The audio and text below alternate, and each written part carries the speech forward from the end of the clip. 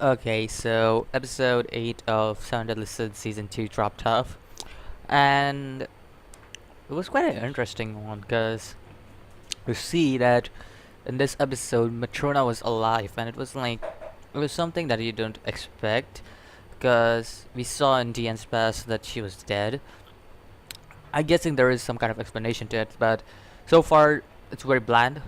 This episode was pretty good in total, I would say, because of the all the hype, the build up on this new thing that's coming up. But let's start from the beginning. So basically, Diane makes her way to the Giants place, whatever it was called. I forgot the name. But Diane was making her way there, and then she got trapped by the two of the Ten Commandments, Galant and God damn it, I forgot his name. Uh, he's one of Daveri. No, that's not her name. Maybe I forgot. But yeah, those two trapped her. So basically, she doesn't remember anything and just goes like all out on them. Like she doesn't know what she's doing. She just swings her hammer at Galan, and just then Matura comes in and kicks off the other commandment. I don't remember his name again, but he kicks that commandment to the ground. So she basically kicks him, takes out Golan by some kind of use prison or jutsu or something, I would say, and then just knocks Tien unconscious and takes her with her. So basically, that's what happens in the first half, basically. So after all that happens, we we see that this is a very unique scene that I didn't expect.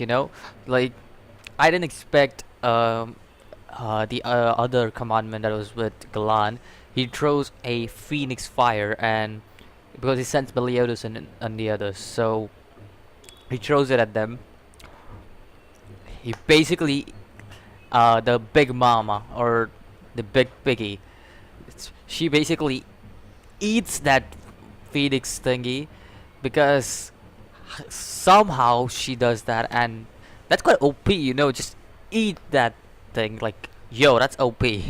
I don't know what to say about that, but that's one. And then after that, after this, the first stuff was basically action sequences. It wasn't that much of a thing. It was just there to give us a little shock and surprise about Matrona being alive.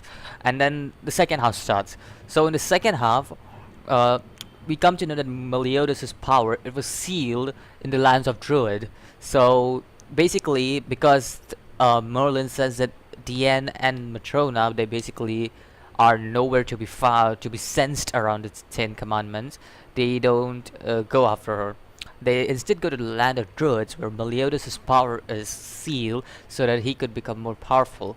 Because Meliodas' power was so powerful that it could put everybody in danger. So that's it. That's the basic gist of what happened, why it was sealed and stuff. So we go to this land of druids, and we see that uh, there are there are three druids, a priest and two druids, and one of the druids. It seems like one of the druids uh, was kinda crushing on Meliodas, I would say, because she was really, really into Meliodas. I was like, whoa, what? Um, excuse me, backstory, please. Like, yeah, it was so weird to see this because so far we have only seen Elizabeth and Tien mostly do it, and other than that, I don't remember any other girl in season one doing that. And I was like, backstory, please. So yeah, it was quite a scene for me. So that happened, and we also see this unique thing with Gouter, whatever. So we see this how Gouter, he's basically looking at them, and he's like asking. Arthur actually asks Gouter, who's standing behind, shouldn't he go after them? And Gouter's like, shouldn't I'm just feeling the atmosphere, because Arthur basically asked him, "Why aren't you going after them? You should be with them, right? They're the seven deadly sins. You should be with them." So he's like, I'm trying to feel the atmosphere, you know? And King is there like, oh no, you don't. You don't feel the atmosphere. Because obviously, he was the reason why DN was lost her memories and stuff. So, yeah, that happened. And we basically see this strange spell using later on where the girl that was crushing Meliodas, that druid, she basically takes her in a dark place and just uses some kind of magical spell and just like boom, just like that, boom, like yo, that's something cool. So that was like it sends Meliodas somewhere for a trial so that he could get the power and then he moves into the past, I guess, where we see Liz after so many episodes. Because last time I saw Liz, I think that was in the first episode, or like it was in the first episode. Like I knew the backstory and stuff, but it was in the first episode, and then this moved out to be in the second season. We don't see much of Liz. So it was like the first season basically was given a little bit of background on Meliodas. It was not a complete background, but it's a little bit of background. I believe this next episode we would get a complete background because episode 9 is like the promise made to loved ones, something like that. And I would be like, okay, so I think so. I know where this is going. I know what's gonna happen. It's kind of like that. And then after that, it's just like um I don't think anything else basically happened. But the extra clip. Okay, here's a fun thing. Uh, one of the druids, the other druid, the blonde druid, she basically asked Hendrickson. This was in the extra clip, all right. So she basically asked Hendrickson to come to the land of druids, and she was like, "I'm ill."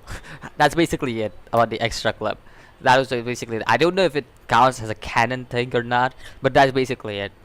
So that's the gist of it. It kind of explains everything.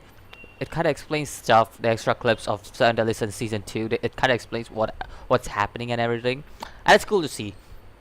So yeah, basically that was the whole episode. Nothing major in total except for Matrona and Meliodas' sealing power. I don't think so there is anything major about this episode. Everything was as it was expected, because it was already expected. We already knew that Meliodas' power was going to be unsealed at some point because his power was sealed. We already knew that Galan was for first episode when Galan appeared in front of Meliodas. He was like, "Yo, your power, I don't feel like it was before," and we already knew that. And Meliodas is way stronger than he seems. He seems to be. So that was something.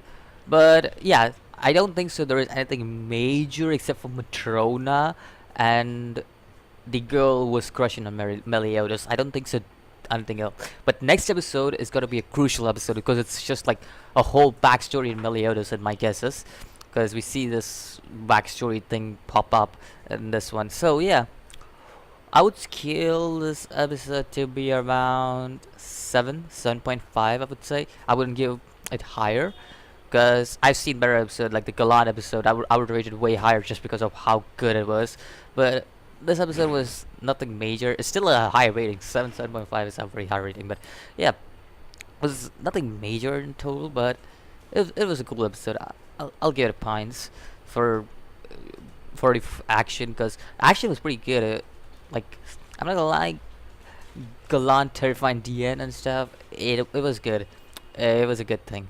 So that was it for this episode. What do you guys think? Where do you scale this episode from 1 to 10?